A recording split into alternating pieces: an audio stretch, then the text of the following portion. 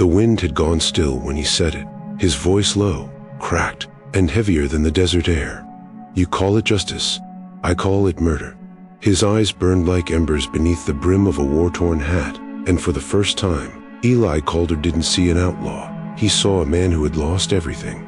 The badge on Eli's chest caught the dying sunlight as his hand trembled near his gun. But he couldn't move, not because of fear, but because, deep down, he wasn't sure who the murderer truly was. Before we ride deeper into the story, if the spirit of the old frontier still stirs your heart, the campfire tales, the courage, the dust, and the honor, then saddle up with us.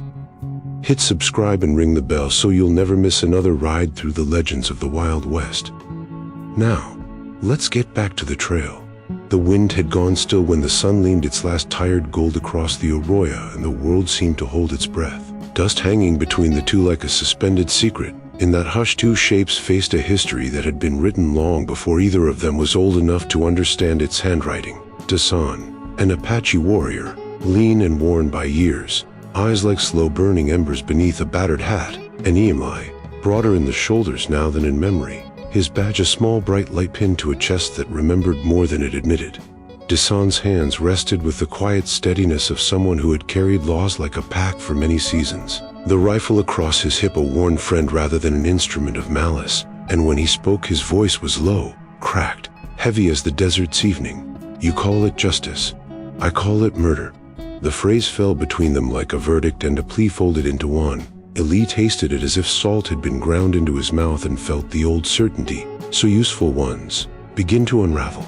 For a single slow heartbeat, Eli's fingers twitched toward his revolver, the memory of other men's shouts, other fires, other horses panicking into night, a posse's wretched stampede driven by orders and the narrow comfort of being on the right side. And yet his hand did not move because somewhere behind the badge, beneath the public face of law and order, a private ledger had long been open, little notches of things done in the name of safety that now read like bones on a map. He saw again the smear of smoke over a child's playthings, the way a woman's hands had tried to shield a small face and failed. And the face staring back at him across the arroyo contained that same unfinished ache, the look of someone who had buried family beneath hurried graves and had learned how to carry that weight with the steady gait of survival. Around them the land watched without judgment. A hawk traced the cooling sky on the arroyo's dry bed, held the footprints of decisions made in heat and cloaked as necessity. Dasan watched the glint of the badge with a calm that was not accusation but measurement, the way a farmer might tip a scale and find his seed lacking. And when he spoke again, there was no clamor of vengeance in his tone, only the naming of a wound. "You thought the law would wash you clean. You called a night a raid and called it justice." There was no sermon in it, no demand for retribution, only the truth the man had carried in silence all these years. And the truth has a way of making a man still. Eli felt that truth like a hand on his collar, felt his own history rise up, the speeches he had given to rouse neighbors, the righteous fury that had marched him into a camp with fire in its belly, the ease with which faces had become targets once they wore the cloak of other. He had been a man who believed in orders, in the neat demarcation between law and lawlessness, until the night the lines blurred and the bodies did not care by whom they were moved. His knuckles whitened around the revolver's grip, a reflex of muscle and habit, but memory slowed his act as if the desert itself had reached inside him and dampened the fuse. Under the low, cold sky he saw, with a clarity that hurt, not an outlaw to be hunted but a man holed out by loss, the same hunted look he recognized in late-night mirrors, and for the first time the badge felt like a weight that could tip him into being either confession or corpse. The sun slid further, the arroyo's shadow lengthened, and the two men, linked by a past neither had fully admitted to living, stood in a silence that was not empty but full of names, justice, murder, words that depended on who told the story, hung in the air like smoke. And as Eli's breath fogged in the cooling light, he understood that whatever verdict the world might hand down, this night would ask of him something a badge never could, the willingness to see himself inside the face of the man who had come to his doorstep carrying ashes for an old fire. They rode like a thunderhead bent on swallowing itself. Men on horses rhymed with dust and righteous heat, the sheriff's words still ringing in their ears like a bell that told only for those who would answer with bullets. 2 years before the arroyo stood quiet, Eli had been younger, his joy harder, his certainty still intact, and when the first plume of smoke rose on the horizon, it looked to them like proof. like a summons that could be answered with gunfire. They found the homestead smoldering, a small life dismantled, charred beams, a cradle overturned, a child's wooden horse blackened and cracked in the sand as if even play had been accused of treachery, and something in the way the little shoe lay half-buried made the man's anger condense into a single, simple instruction: go. So they tracked the raiders into the low river flats where the grass pressed flat under the sky and the moon was a thin coin over their heads, and the posse moved with the confidence of those who believed their hands were steadied by law rather than frenzy. Orders were barked in quick, public phrases: search, flush, take no quarter, and the night answered in the sharp bark of rifles, the metallic crack of pistols, the panic of horses thrown into a confusion of sand and shadow, and in the brief, terrible light of muzzle flares faces flitted like ghosts, faces that would later be named as proof in tally of righteousness. They descended on the camp as if on a nest, and in the shove and the smoke the distinction between combatant and non-combatant blurred like the stars behind a cloud. People ran, women clutched children. A man with a blanket over his shoulder shouted something that might have been pleading or might have been prayer. And Eli remembers. He remembers the shove of a small body against his boot, the flash of a child's eyes, the smell of burning wool and something sweeter, the taste of iron already on his tongue. When the shooting stopped, the desert held its breath and then its silence like a lid closed on a wound. Bodies lay where they had fallen, some with hands still clenched on meager belongings, some pressed to the earth as if trying to fold back into the land that had birthed them. And the posse searched pockets and saddlebags for tokens of guilt while Eli moved through the wreckage on a sort of stunned autopilot, finding in the churned ground the small, human evidence that would later be wrapped into stories and speeches. Then he saw her, a woman, no more than a shawl away from youth, collapsed against a rock, the dark spread across her side like spilled night, and in her arms, trembling like a moth, was a boy who clung as if his fingers were threaded into the last of daylight. He was perhaps 8, his hair tangled with ash, his face streaked in a pattern that made Eli's own son's face rise in its throat like bile, and the boy's small body twisted in a way that made Eli feel a sudden, irrational urge to turn and put distance between what had been done and the man he wanted to remain. The woman's breath came thin and ragged. She lifted a hand and brushed the child's hair back from his forehead with the tenderness of someone who had kept gardens and soothed fevered brows, and when she opened her eyes to find Eli there, they were not the eyes of a savage but the eyes of a human ledger, full of loss, yes, but also tracing the outline of those who had come to them and named the monsters. She said nothing that could be broken into accusations, only the soft sound of a name perhaps, or a prayer for the son to come back, and in that soft utterance Eli heard, for the first time, the echo of his own voice from the night he had helped lead men into that camp. We are doing what must be done. He shouldered away. It was a small, brutal gesture, an attempt to protect himself from the gravity of that gaze, and in turn he told himself it was obedience, duty, the ugly arithmetic of frontier survival. But the woman's eyes burned into the back of his head like a brand, and the boy's small hand, so small and human, pressed against the woman's breast as if to keep some part of the world from slipping away, and he carried that image back into the daylight, into the speeches he gave and the medals he accepted, and it grew deep in the dark corners of his sleep until the ember of her stare flared and refused to be smothered. Because the truth of that night would not be kept as neat as a ledger, it would gnaw at the seams of his certainties and, in time, would stand before him in the arroyo reminding him that what men call justice can, in a single rolling hour, reveal itself to others as murder. The rumor began like smoke, harmless at first, something to swat aside. An old man swore he'd seen a rider ghosting the ridge at dawn. A woman said her mare returned with a bell missing and a rope untied where no hands should have been. But talk turned to unease when barns started to smolder in the night and the fires were not wild but deliberate, arranged so that what remained was less ruin than a sentence. Dasan had returned not as a shapeless vengeance but as a surgeon of memory, taking houses that had once taken from his people and leaving messages carved into the land for those who could still read sorrow. Men who'd slept easy woke to horses gone from their corrals and fences cut with the skill of someone who understood leather and not alike, and at each scene there was a mark left as precisely chosen as a signature, a strip of hide nailed with a badge, a child's toy placed on the threshold, a cross burned into a beam, symbols that said this is not savagery, this is meaning. Eli tried to contain it with the tidy geometry of disbelief. Stories have legs, he told neighbors, and human fear gives them speed. He mounted his horse and rode roads he had ridden 1,000 times, peered into sleeping valleys, spoke to men who tightened teeth and spat curses but could not name more than rumor. For a time he believed distance could be bought with certainty, until certainty itself was nailed to his barn door. The man found hanging from the boards was one of his own, scalp stripped clean, a badge, one of the same small bright lies he and others had pinned to their chests, driven into the wood above the body with the deliberate, slow rhythm of someone who wanted the town to read his hand. The sight did not make a man frantic so much as make him small. The badge was not merely object but indictment, hammered so that the metal glinted against charred timber and read like an accusation in the sun. Around the hour the men spoke in clipped fragments, knives of words trying to finish a sentence that the image had already completed. You made us. The sheriff paced like a caged thing, calling for a posse and for prayers. Mothers pulled curtains closed. The boy in the saloon swallowed his beer and refused to meet Eli's eyes. The mark left behind was not a clumsy flourish of hatred, no scalps arranged as trophies, no frantic carving for spectacle, but a pattern, a rhetoric of hurt carved into wooding flesh. Justice, Dyson seemed to be saying, written with the same blunt instrument that had once been held in the hands of the posse. The town flinched because the wound was mirror and message both. The man on the ground had been part of the raid, or at least part of the story they told about that night, and now his end was pinned to the barn like a lesson. Eli felt the room tilt beneath his feet. Men he had trusted in the night now qualified for the ledger his sleep had kept. Rumors hardened into a truth that smelt like ash.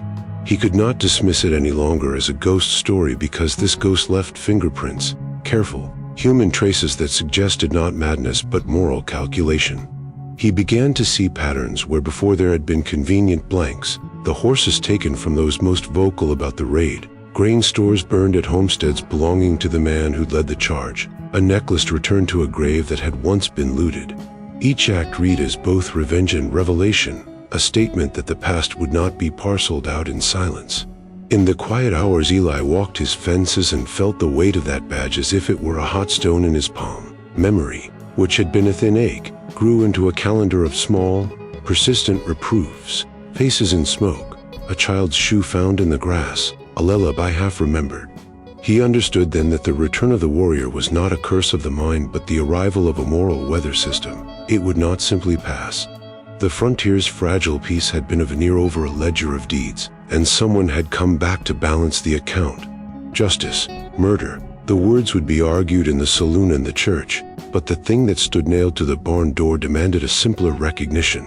A cost had been paid in blood, and now the book was being read aloud. Eli awoke with the taste of smoke in his mouth and the hollow echo of children's screams still pricking the corners of his ears, a dream so exact he could map it with his fingertips, the blaze licking the eaves, a cradle overturned, the small shoe half buried in hot sand, and for a moment in the dim of his bedroom he mistook the shadow of the footboard for a child crouched in fear.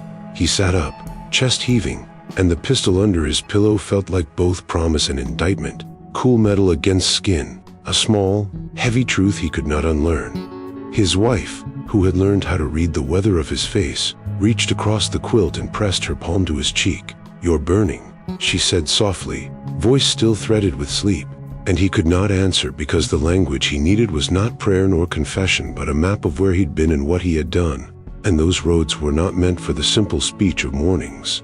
Just ghosts. He lied, because the lie was the only salve immediate enough to be applied. She nodded, but her fingers did not leave his jaw, and in that small human insistence there was a judgment more tender than the town's and far harder to face. When he rose he found his son at the table scraping eggs into a tin, hair sticking in cowlicks to his forehead, the ordinary smallness of him like an accusation.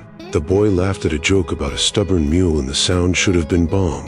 But each likeness was a knife that turned inward because Eli saw in the child the shape of another, a smaller face in another story, a boy with ash in his hair and a hand that had clung to a mother until the last breath.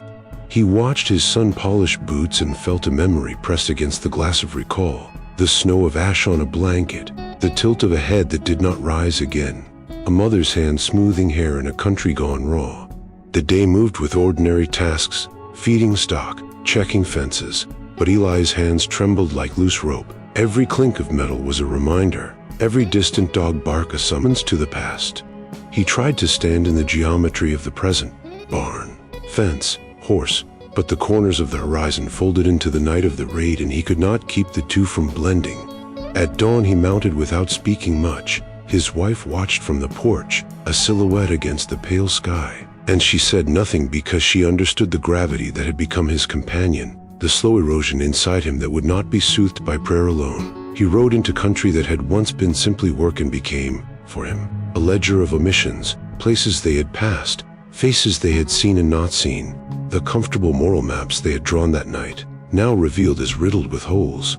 The land itself seemed to remember. The arroyo smelled faintly of smoke at a bend where no fire had burned for a year. A child's toy half sunken in a wash suggested careless hands had once been present, and Eli found himself pausing at small things as if each could be a key, a fragment of cloth, a scorched fence post, the print of a small bare foot in a mud flat. Guilt sat in him like a stone in a breast pocket, dull and constant, and with every discovery it shifted and nudged his heart until he could not tell whether he was searching for the truth or for punishment. He questioned his motives aloud in a desert that offered no counsel. Was this to atone or to find replacement for the night's certainty? The answer was neither simple nor clean. Memory is a stubborn thing and confesses poorly, tripping on its own edges. Men in town muttered of ghosts and revenge, but Eli knew the dead did not need to be avenged if the living would only look. Instead, he rode with a confession in his saddlebag, images he had kept folded, the faces of the lost pressed tight against his ribs, and each mile was a turning in that confession, a new page he had to open. As the sun climbed the sky, the ache did not lessen. It sharpened into intent. He may have set out to learn what had truly happened, perhaps to silence the past with facts, but beneath that intent lay the quieter, crueler hope that knowing might erase what he'd done, that truth could be the economy of forgiveness to purchase a lighter conscience. The frontier does not hand out absolution, only reckonings, and Eli rode toward one, carrying a weight that made his gait slower, his eyes older, and in the stillness between hoofbeats he understood that what he saw was not merely the truth of the night but the shape of himself in the wake of it. The morning stretched thin and gray over the desert when Eli found the first sign, a single horseshoe print angled against the wind, deliberate, wrong in its direction, as if the rider wanted to whisper, "You're being watched." The dust here was old, dry, but the story it carried was fresh, and Eli dismounted, crouched low, and touched the indentation like a priest might touch relics, half reverent, half fearful. The trail ran along a dry riverbed that once carved life into this land but now served as a scar, a perfect place for a ghost to move unseen. He followed slow, eyes reading the ground as if it were scripture, hooves arranged in pairs to confuse pursuit, ashes buried where campfires should have spoken, even droppings of a horse scattered by hand so that no scavenger would betray the scent of presence. This was no savage's wandering, no random drifting vengeance. This was the work of a mind sharpened by patience, a soldier's discipline bound to a spirit that had learned grief as doctrine. Eli felt both awe and dread twist through him, because he recognized the care, the intent, the quiet respect for strategy. Once, years ago, he had been that a kind of hunter, methodical, certain, righteous. Now the same tactics mirrored his own ghost back at him, each clue reading like a confession written by an unseen hand.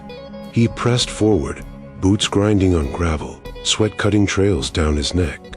Occasionally he'd stop, eyes drawn to small gestures left behind, a twig snapped against a rock, an eagle feather pinned beneath a stone, and once, a length of rawhide looped and half buried, the knot tied in the same manner his men used when hanging their saddles.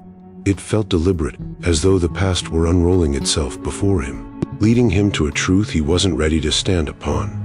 The sun climbed cruelly overhead, and the desert stretched wider, emptier, yet alive with whispers that weren't wind at all but memory breathing against his neck. He began to see in the arrangement of the trail a kind of language, tracks placed not to conceal but to teach. It was a story told in dust, a recounting of pursuit and patience, and beneath it all he felt a pulse, as if this land itself remembered what had been soaked into it years ago. When he reached the bend where the riverbed met a cluster of dead mesquite, he saw it, a small mound of ash, the remnants of a fire so carefully smothered it seemed unnatural. He knelt, brushed his hand through the soot, and found something solid, a piece of charred wood, faintly marked.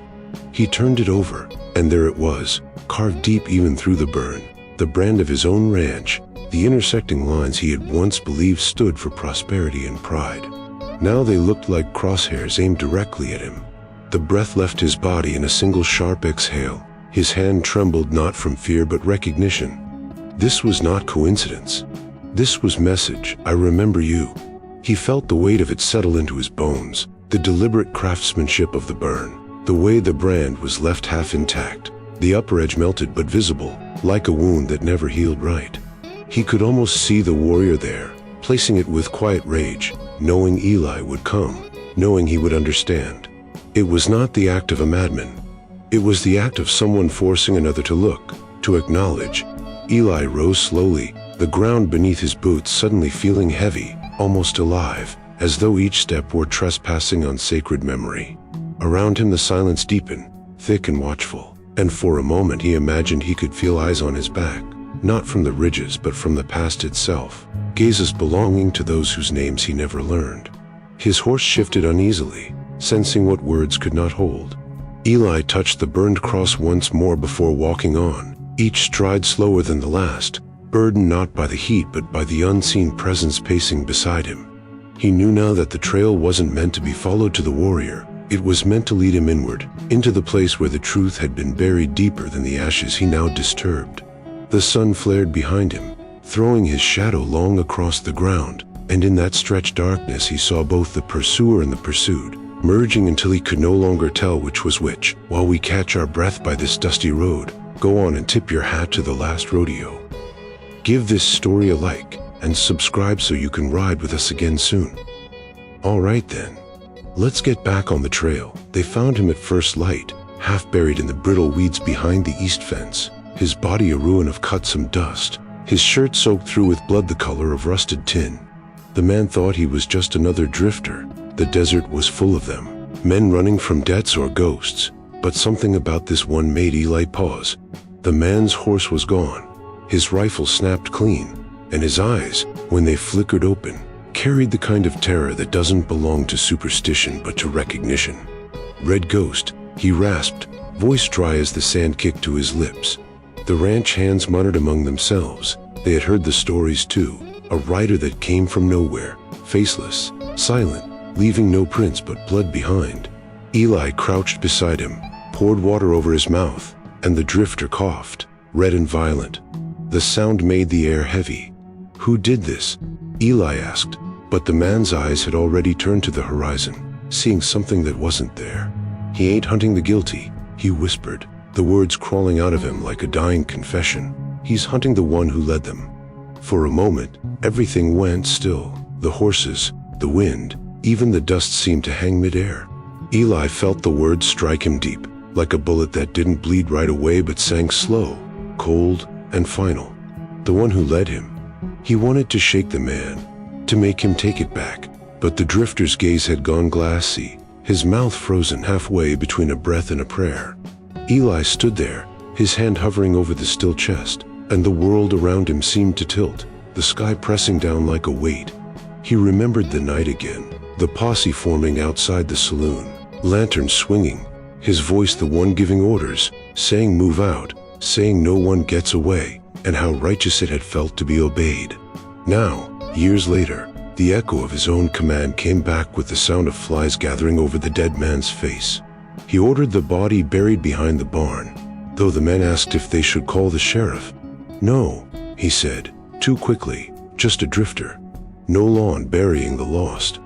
But when they walked away, he stayed, staring down at the patch of dirt that would soon hide another secret. The wind shifted and carried with it the faint smell of smoke, phantom smoke, from a fire long dead but still smoldering somewhere inside him. That night, he couldn't sleep. The house creaked with the small, living noises of a home trying to stay ordinary, but he sat at the window, watching the horizon for movement. Every shadow looked like a rider, every shift of moonlight a reminder. The red ghost. He knew it wasn't a ghost at all, but a man, flesh, bone, and vengeance bound by memory. Yet the word ghost felt truer, because ghosts don't just hunt, they accuse. In the dark, he thought of the drifter's words, turning them over again and again until they scraped against his mind like flint. He ain't hunting the guilty. He's hunting the one who led them. It wasn't guilt that made him sweat, it was the clarity. Every man in that posse had fired a shot. but only one had told them where to aim. Only one had raised his hand to signal the charge. The weight of leadership, once his pride, now felt like a curse stitched into his skin. Outside, the dogs began to bark at nothing, or maybe not nothing. Eli stepped onto the porch, gun in hand, scanning the night. The moon bled pale across the sand, and in the distance he thought he saw movement, just a flicker, the curve of a horse's flank, then gone. He stood there until his arm ached from holding the revolver steady, and when he finally went inside, he saw his reflection in the glass, eyes sunken, jaw tight, a face that no longer belonged only to a man but to the past itself. As dawn bled over the hills, the words lingered like a curse he couldn't wash out. He's hunting the one who led them. Eli's hand drifted to his chest, feeling the bench that once gleamed with pride but now burned like a brand, and for the first time, he realized it wasn't just the dead who could be hunted. It was the living who carried the scent. The wind crawled up from the canyon floor, thin and restless, carrying with it the dry whisper of mesquite and memory as Dasan warrior sat before his fire on the edge of the cliff, its light flickering against his face in restless orange waves, the way a dying heartbeat shivers before surrendering to dark. He had built the fire small, precise, no smoke to betray him, no waste in the fuel, the act of a man who had long learned the language of patience. Around him the desert stretched vast and eternal, a graveyard of silence beneath the wide, indifferent moon. He watched the flames sway and fold upon themselves, and within them, shapes began to take form, faces carved by his mind, not by the fire. His mother's first, her eyes soft even in her final pain, her hand trembling as she reached for his cheek. He could still feel the ghost of her touch, cool and trembling, the way she had pulled him close, pressing his face into her chest while her blood seeped warm between them.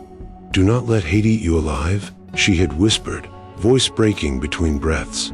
"Hate takes your soul before your enemy ever does." Those words had lingered in him like a curse, and though he had carried them across every mile of exile, they had not saved him. When the white men came with fire and thunder, when the smoke smothered the cries of children, when her body fell beside the tent, something inside him split like a tree under lightning, and from that wound grew a silence more enduring than sorrow, something colder, sharper, a hunger that did not fade. He had lived years since that night, but time had not softened him. He had become a shadow's echo, moving across land that once belonged to his people, unseen but never gone, surviving not because he wished to live but because he had not yet finished dying.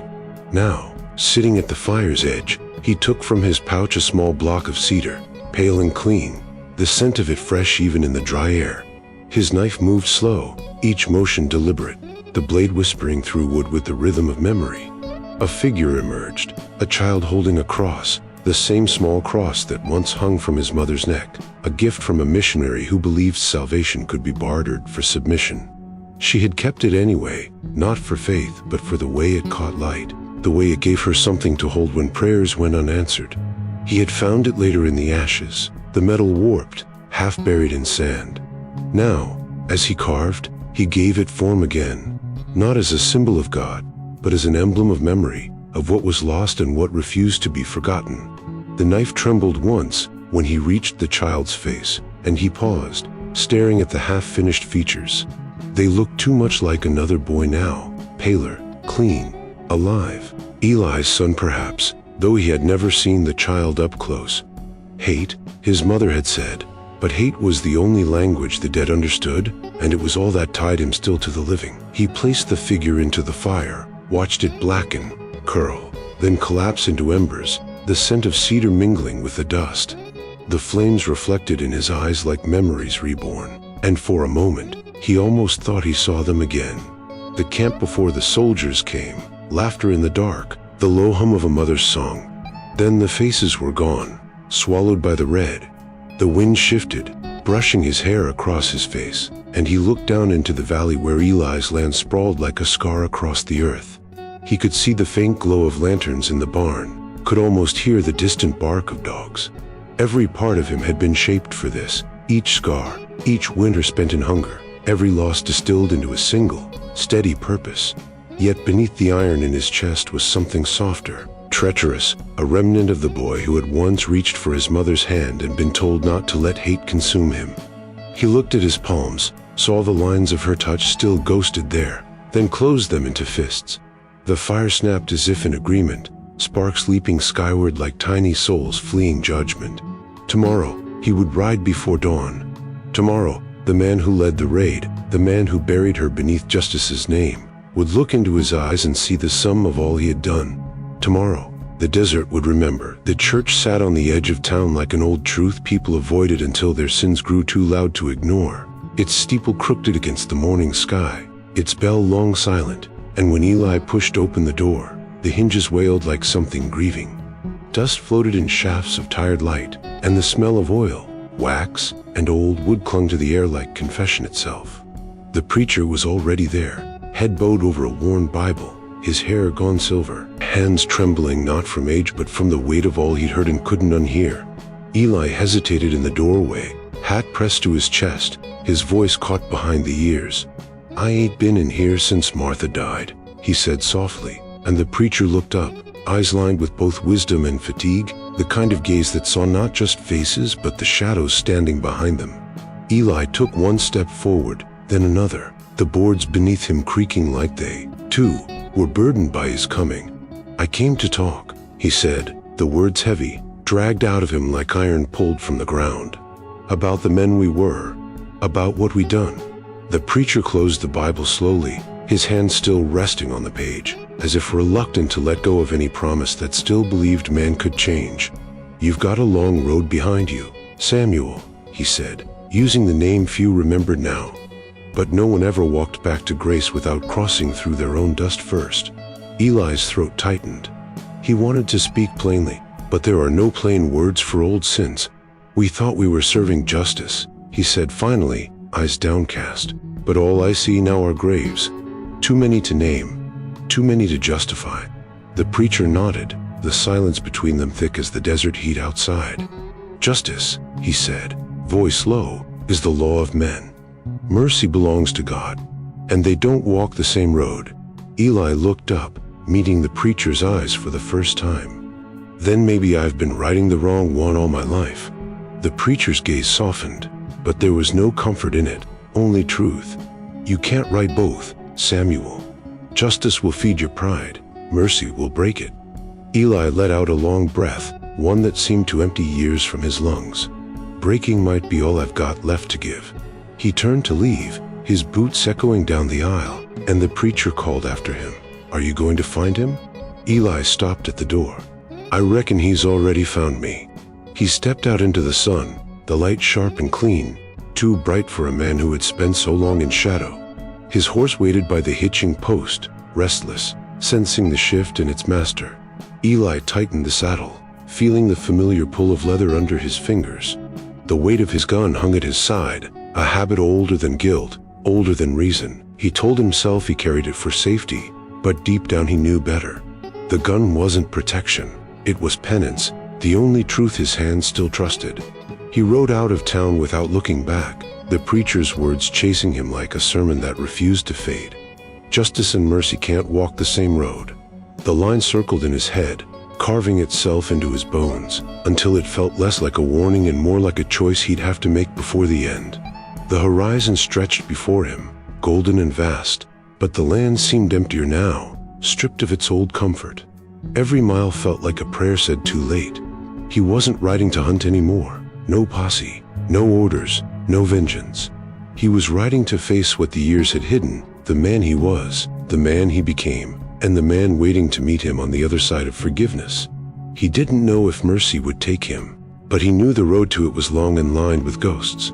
The wind rose behind him, carrying the smell of rain and ash, and he gripped the reins tighter, eyes fixed on the canyon where he knew the past still breathed.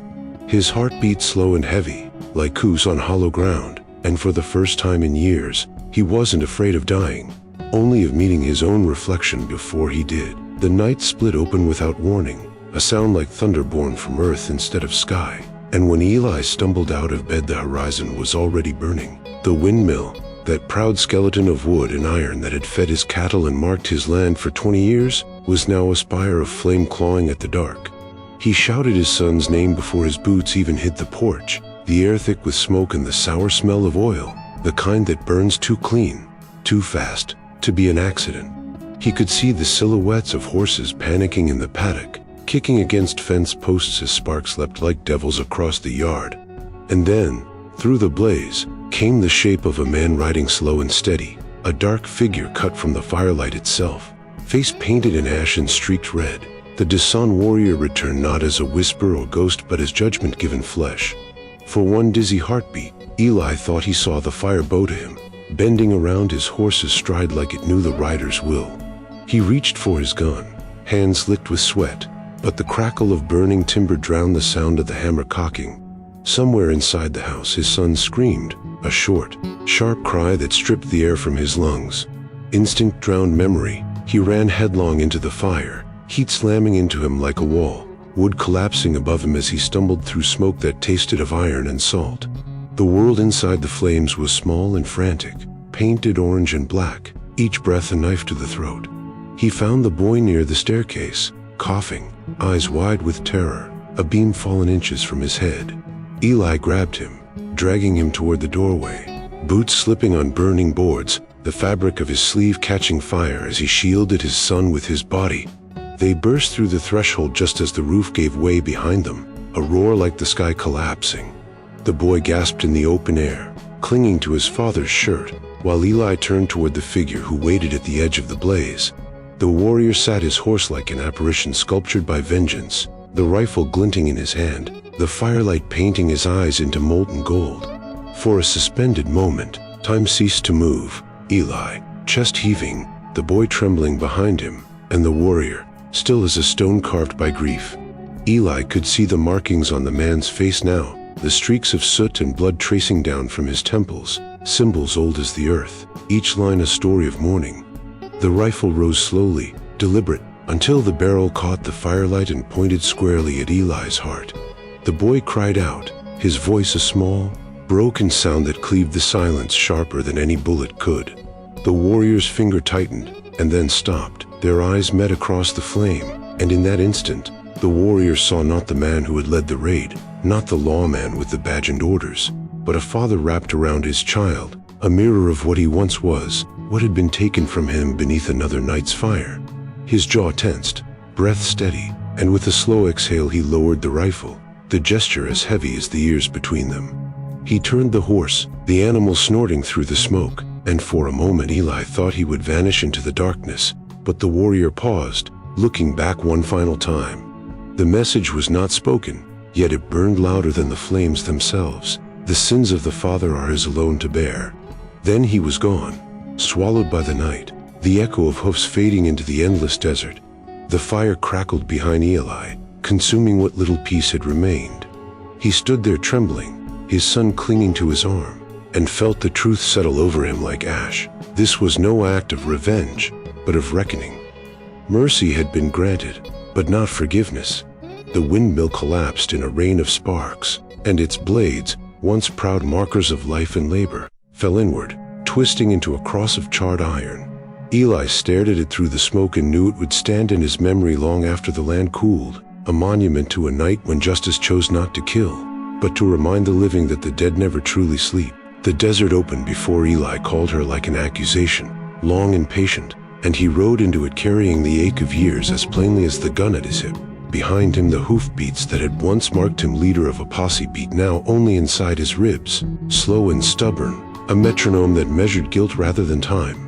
Dasan's trail lay ahead like a ridge in the dust, ordered, purposeful, the hoof prints arranged to mislead and to teach, ashes carefully buried, a string of small markers that read like a sentence written just for Eli to decipher. With each mile the wind worked at the memory, lifting the edges of old images and laying them new. The knot of smoke, the shout that started the hunt, the sudden geometry of men in the moonlight, the way terror turns faces into something you can no longer name.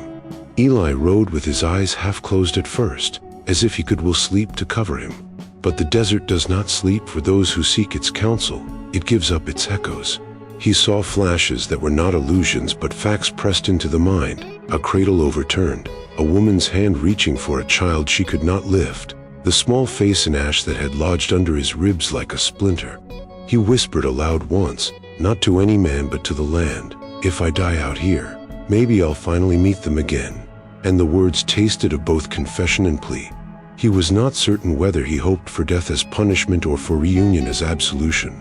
Dasan moved through country the way a memory moves, without need of light, reading the lay of wind and rock, pausing where the world had once cut deeper than a wound. The Apache's shoulders did not blaze with hate as Eli had expected. Instead, they held a quiet that had been earned by years of carrying absence.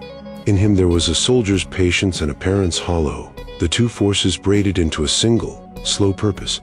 On the second day, Eli found a toy horse half buried on a rise, its painted a cracked and sun-bleached. He dismounted and picked it up with fingers that trembled not from cold but from recognition. He remembered Caleb's small hands making a game of such things on warm afternoons, Caleb's laugh, a pocket of light in the house, and the feeling of that smallness now was like a blade. He pressed the toy into his palm until the edges bit and then wrapped it in a rag and put it beneath his saddle. Some private thing must be kept close in case the world demanded proof of his human shape.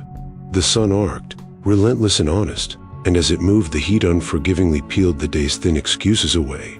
At twilight, Eli found a place where the ground had been used as a ledger, a burnt post, the circle of a spent camp, 3 stones arranged with an eagle feather tucked beneath one. He crouched and read the pattern as if it were a letter sent across time. Dasan had left this for him. It was not a taunt, it was an invitation to look at what had been done and to count precisely the cost. When he thought of confronting the Apache face to face, a fragile hope arose like a bud. Maybe Dasan would kill him outright and the ledger would be closed. But hope and fear abraded together and neither brought peace. At night the sky offered no comfort. Stars pricked cold through the dome of black, and Eli lay awake in the small shelter his horse provided, listening to the wind assemble stories around him. He dreamed of the night of the raid not as a single scene but as a procession. First the shout that started men moving, then the way law can be turned into a whip, then the faces that did not fit the caricature of enemy. He dreamed of the woman's eyes again, how they had looked at him not in plea but in accounting, as if she were reading the sum of his days. Each memory was a small, merciless teacher. The trail led them both toward the canyon where the arroyo carved its bones into the earth, and Eli felt the canyon like the throat of a thing that would swallow them whole. As the distance closed, he saw markers that had not been there before. A strip of leather tied to a fence post, a child's ribbon caught on a branch, a scrap of cloth folded and left on a stone. Each item was a sentence corroded to meaning. He wondered how many men had sat where he sat now, feeling the slow tightening of a noose called conscience. And he thought of Caleb sleeping at home, of his wife rising with the morning to make coffee and pretending the house wasn't full of threats. He clenched the reins until the bone at his thumb ached and told himself the truth plainly. He had led men that night. He had given a signal, and his hands had made a path of consequence. Somewhere not far ahead a horse shifted its weight on a rise, and Eli felt the hairs on his arms lift. Whether Dasan would take his life, or only his confession, Eli no longer knew. All he knew was the desert's answer to prayer. There is no hiding. The land keeps what is offered, and what is owed will be claimed in the end. While we catch our breath by this dusty road, go on and tip your hat to the last rodeo. Give this story a like, and subscribe so you can ride with us again soon. All right then, let's get back on the trail. Dawn found the canyon like a mouth half open, light slipping between teeth of stone. And when Eli Calder rode in the shadow of the carved earth, he felt as if he were being carried into a place that had been waiting to speak. Dasan stood on a ledge like a sentinel shaped by grief, pale and still, the pain on his face dark against the pale wash of morning, his rifle leaning like an old partner by the horse's flank. And for a heartbeat the two men were only shapes, one the psalm of law and habit, the other the psalm of loss, and the canyon kept their secrets until the wind decided to listen. Eli dismounted with a clumsiness that felt like prayer. The saddle creaked as if to remember the weight it had once carried, and he walked slowly toward the man who had become the reckoning of his nights. His hand went to his gun out of reflex, and then, in a motion that surprised him more than the movement of the earth, it dropped to his side. The metal clinked against rock and sounded like a confession. "I remember your mother," he said, the voice breaking as if the words had to fight their way past years of dust and defenses, and the sentence hung between them like a bridge, shaky but necessary. The canyon answered with a silence so deep it felt like water, and Dasan's jaw tightened, each line of his face a map of winters endured. He did not move at first, his eyes unreadable pools that had learned to reflect little. For a long time there was only wind, soft at first, then a low keening that might have been the canyon itself breathing out what it had kept in. In that hell breath Eli saw everything at once, the homestead reduced to ash in his memory, the small shape of a child in a woman's arms, the way fire makes a liar of memory by stealing color until only shape remains. "You remember her," Desan said at last, and the words were not an accusation but a ledger closed softly. "I buried her." The simplicity of it, a plain statement of a fact that bent the world, made the rancher's knees feel like they might fold. He thought of the graves he had seen as tidy patches of earth, of names called out in church, of sermons that turned death into lessons, and for the first time he understood that burial is not merely an act of closing but of naming what remains. Desan's hands were steady when he spoke. The smoking remnants of grief settled into the lines of his palms. There was in his tone neither triumph nor malice, only a weariness carved from years of carrying absence and a quiet that belonged to those who had once been forced to witness too much. Eli's throat worked. He had come prepared for a gun's report, for the taste of lead and finality, for the absolution in a bullet. But what sat between them was stranger and harder, the small, cold fact of a grave dug with hands that had learned the language of earth, a hands-on truth that mocked the tidy categories men used to sleep at night. He thought of Caleb back home, of his son's small body curled against quilts, of the laugh that had once made the house seem larger than it was, and the image of the child flashed with the clarity of a lantern in the dark. "If I'd known," he said, the words thin as thread, and there was no sermon to weave them into a cloak. "If I'd known." But Desan dipped his head and did not let him finish. There was no answer that would unmake the geometry of that night. The cannon seemed to press them closer with its echo, each small sound magnified and returned altered as if the place itself were testing truth by rebroadcasting it elevenfold. Desan reached out and, without fanfare, placed a single charred token on a rock between them. A small cedar carving blackened at the edges, the hint of a child with a cross in its hands. Eli recognized it before his mind fully had the right to. The figure his hands had seen at the campfire, the one he had imagined burned and forgotten. The token was not a taunt, it was a record, a thing to be witnessed.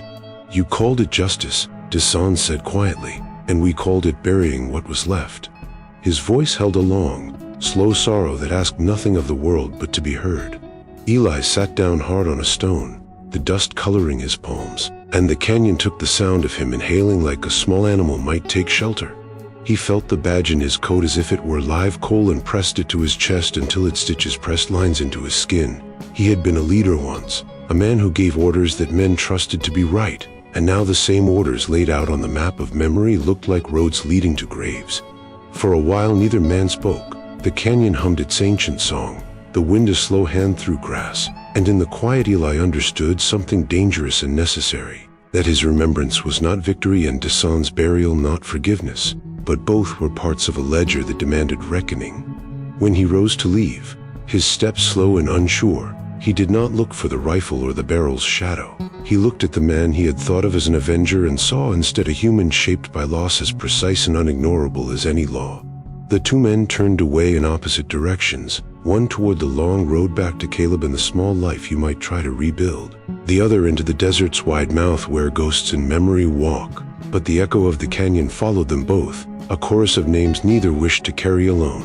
Eli Calder stood beneath a bleeding sky, the morning sun still young but merciless, its light cutting across the canyon walls in ribbons of golden shadow. The air hung between them heavy and sharp. The stillness stretched so tight it humped like a wire ready to snap. The sun faced him from a few paces away, the rifle steady in his hands, his breath deep and deliberate, eyes narrowed not with hatred but with the deep hate of a man who has carried vengeance so long it has grown roots inside him. Neither spoke for what felt like an hour. The desert itself seemed to hold its breath, even the wind pausing to listen to what would come next. Eli's hands trembled at his sides, the weight of his holstered revolver pulling against him like guilt given shape. He could feel the badge in his coat pocket pressing against his chest, a relic of a man he no longer wanted to be. His throat felt scraped dry by dust and memory, and when he finally spoke, the words came cracked and low. "If killing me brings you peace," he said, the syllables breaking apart like brittle twigs, "then do it. I ain't got anything left worth saving." The canyon swallowed the words whole and gave back only silence. Desan's jaw flexed, his finger brushing against the trigger. the muscles in his arms tightening until his veins stood out beneath the skin. The sun caught the edge of the barrel and sent a glint across Eli's face, a flash that felt almost holy in its brightness.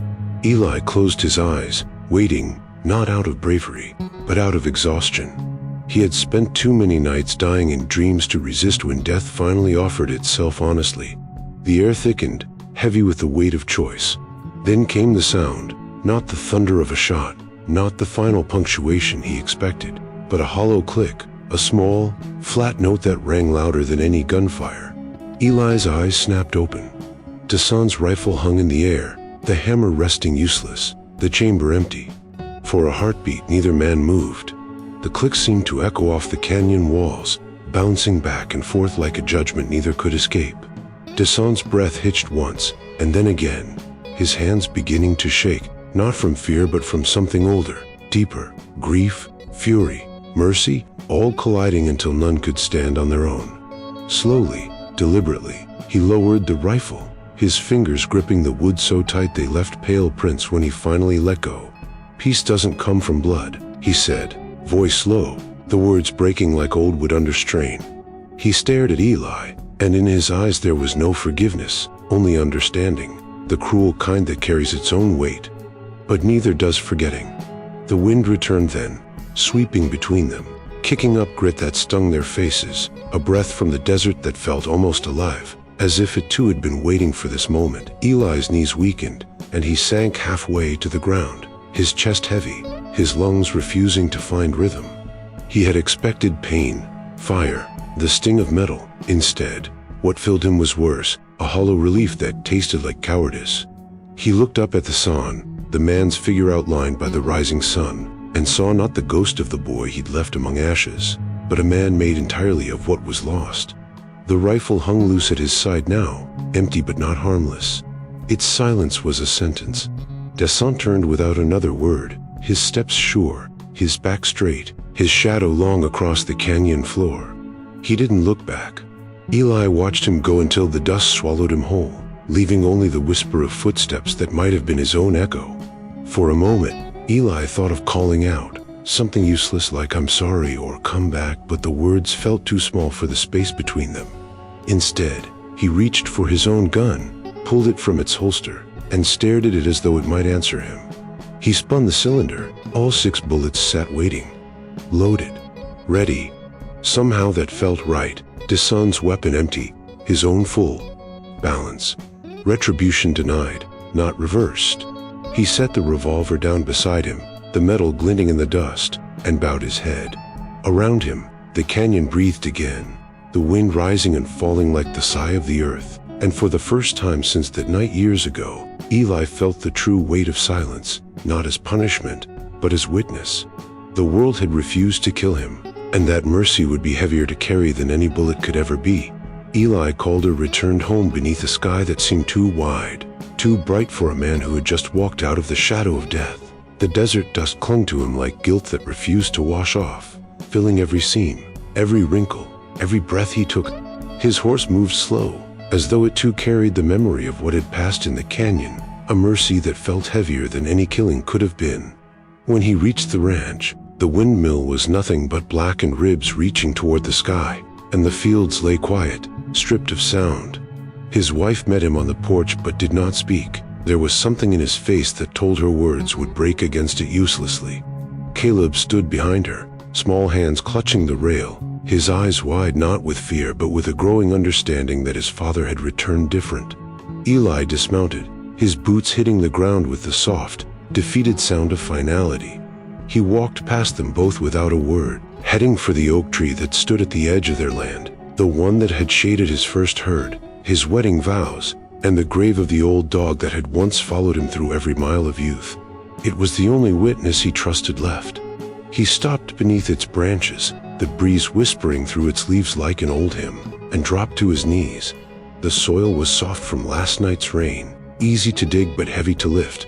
Each shovelful landed with the dull thud of a confession. Caleb followed quietly, his small boots crunching over twigs, and stood a few steps behind, watching as his father worked. The boy had never seen him like this. No commands, no pride, no anger left to fill the air.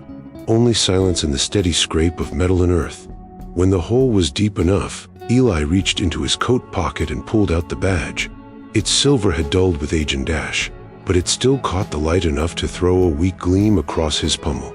For years, that small piece of metal had defined him: lawman, leader, protector. It had given him a name worth fear and respect. Now it only burned against his skin, a relic of lies told too long. He turned it over once, the engraved letters catching dirt in their grooves, and for the first time in his life, it looked exactly as it was, a symbol of man who had confused righteousness for dominion. He placed it in the grave and sat back on his heels, staring down as if it might still speak. "This was never justice," he said, voice low but sure, the words trembling into the quiet. Caleb looked up at him, unsure if he was meant to answer, but Eli didn't look back. His eyes were fixed on the soil, on the badge glinting weakly at the bottom of the hole. "It was pride," he added, softer this time, the syllables coming out like breath escaping a wound. He took one handful of dirt and dropped it in, watching the dust settle, then another, and another, until the glimmer was gone. Swallowed by the land, the wind rose and shifted, carrying the words he had spoken out across the plains, a thin, restless echo that seemed to travel farther than sound should, toward the distant mountains where Dasan rode. The boy crouched beside him finally, not understanding everything but knowing enough to be silent. Together they finished the burial, side by side, the shovel's rhythm slow and deliberate. When the last of the soil was patted down, Eli pressed his hand to it, fingers trembling, then stood. He looked at Caleb, not the way a father looks at a child, but the way a man looks at the future he's already failed once and refuses to fail again. "Remember this place," he said, voice breaking. "Not for me, for what it means." The boy nodded, and in his small eyes Eli saw a reflection of both himself and the man he could never be again. They walked back toward the house as the wind bent the grass low, whispering through the empty fences, scattering dust from the newly turned soil. Far away, over the ridges, a hawk wheeled through the sky, its cry thin but strong, echoing against the mountains that guarded the horizon. Somewhere beyond them, Dasan rode in silence, the wind carrying the faint echo of Eli's words to his ears, a sound too soft to hear, yet deep enough to be felt. Neither man knew it, but in that moment, the plains between them became a grave as well, burying not a badge, but the last remnants of the world that had made them enemies. From the crest of the red ridge where the land opened wide enough to hold both memory and silence, Dasan sat astride his horse and watched the thin plume of smoke rising from the Calder ranch, a gray ribbon curling into the dawn, fragile and steady, the kind that speaks not of destruction but of something finished, something buried. The world below him felt distant now, smaller than the storm he had carried inside for years. The rifle that had once been an extension of his arm, a tool of both vengeance and defense, lay across his knees, its weight no longer familiar but foreign, like holding a language he no longer needed to speak. The morning wind rolled through the valley carrying the faint scent of rain and char, brushing against his face with the cool gentleness of a mother's touch. For a long time he said nothing, only breathing the desert's slow rhythm, the steady exhale of a land that had seen too much of men's anger and not enough of their humility.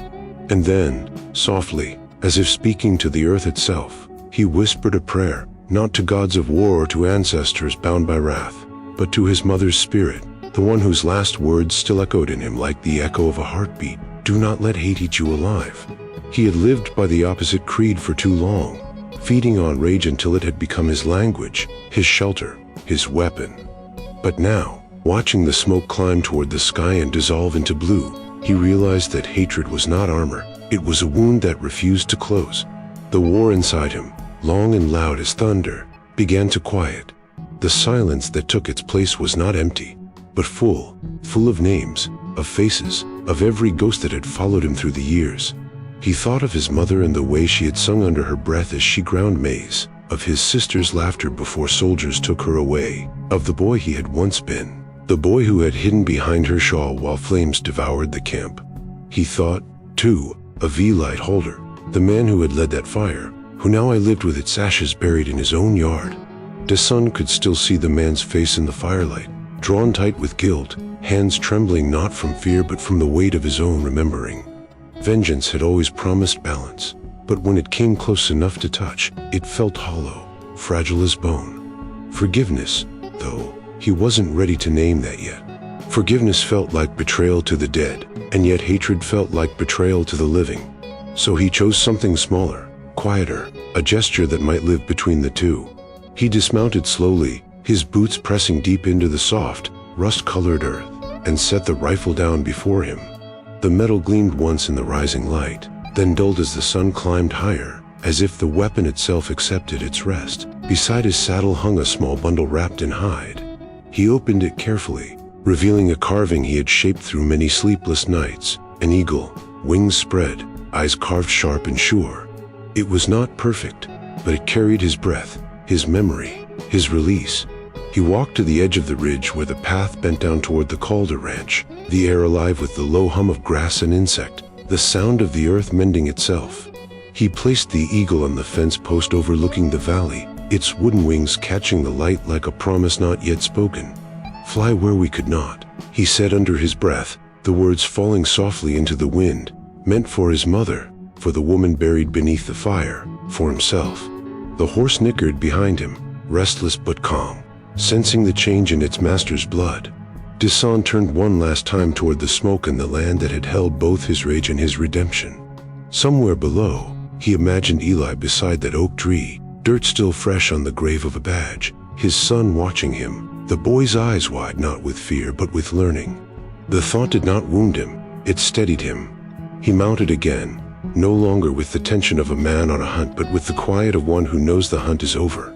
As he rode east into the horizon, the wind rose and scattered the dust of his trail, erasing it almost as soon as it was made. Behind him, the eagle kept its watch over the valley, wings outstretched toward the light, neither mourning nor blessing, just enduring, as the land always had. Years later, when the years had finally softened the edges of old wounds and the wrench had settled into the quiet rhythm of honest labor, Caleb Calder, now grown into the shape of the man his father had once been, rode out beyond the pasture fences toward the far hills where stories still lived beneath the dust. It was late in the afternoon, the sky stretching wide and low, the color of burnished copper, and the air carried the weight of rain that would never fall. He had been mending a fence when he found it, the small wooden eagle, its wings cracked with age, its body gray with weather, half buried at the edge of the property fence where the land leaned into wild country. He didn't know how long it had lain there, only that something about it called to him. He brushed off the dirt and turned it over in his palm, tracing the grooves left by another man's knife, the care behind every carved line. He'd never meant to saw on, but his father had told him once, in a voice barely above a whisper, about the Apache who spared his life, about the batch buried under the oak, about how justice had once worn the wrong face. Caleb had been a boy then, and he hadn't understood. Now, older and worn by the same land, he felt the shape of that understanding settle heavy and sure inside him. He saddled his horse and rode toward the canyon as the light began to fade, following a path his father had once walked but never spoken of again. The wind came down from the north, dry and steady, carrying with it the scent of cedar and dust. When he reached the canyon's edge, the world opened around him in an endless hush, walls of red stone rising like the bones of the earth itself, and a silence so complete it seemed to hold breath. He dismounted, the horse stamping softly behind him, and walked to the center where the ground dipped shallow. There, he knelt and placed the eagle on the earth, the carving's wings tilted toward the horizon. From his saddlebag, he took a handful of wildflowers, purple and yellow, the kind his mother once planted by the kitchen window, and laid them beside it. For a long while, he stayed like that, his hat over his heart, listening to the wind move through the canyon like an old song. The sun had begun to set, its light spilling gold across the stone, and in that moment something shifted. The air grew warm and still, and for a heartbeat the canyon seemed to breathe. He looked up, and across the far ridge, where the light stretched in, he saw them, not clearly, not as men, but as shapes, shadows cast by memory itself, one white, one red, crossing paths just as the last of the sun fell away. The sight was gone as quickly as it had come, but it left behind a stillness that felt like an answer, or perhaps another question. Caleb drew a slow breath, the kind that fills the chest and empties the mind, and said softly to the wind, maybe justice wasn't about the law at all. The words didn't echo, They simply settled into the dust, absorbed by the canyon's patient silence. He thought of his father, the way Eli had changed after that night, the way he had carried guilt not as burden but as reminder, and he thought of Dasan, the warrior who had chosen to leave rather than destroy, whose quiet act of mercy had rewritten everything his father believed about righteousness. Caleb felt the strange kinship of both men in his blood, law and land, grief and grace, threaded together like two rivers meeting under the same sky. The horse snorted softly, breaking the silence, and Caleb rose, brushing dirt from his knees. He took one last look at the eagle and the flowers, at the place where time itself seemed to pause, and felt no need to say more. Some truths did not need speaking, they only needed to be left where they belonged. As he mounted and turned for home, the wind stirred again, gentle and familiar, rustling through the canyon like a sigh. Behind him, the sun slid below the horizon, leaving the world draped in the soft, forgiving light of dusk. The shadows of two riders, one white, one red, seemed to stretch together across the plain before fading into the coming night, and the land, at last, was quiet. In that quiet lived everything that mattered, the silence, the truth, and the question that still lingered in the dust. What does it mean to call something justice, when mercy is the only thing that ever lasts? If this story stirred a memory or two, saddle up with us again. Hit subscribe and help keep these old frontier tales alive. Out here, every name, every trail, every sunset still matters. So till we meet again, friend, keep your hat tipped to the past and your heart pointed west.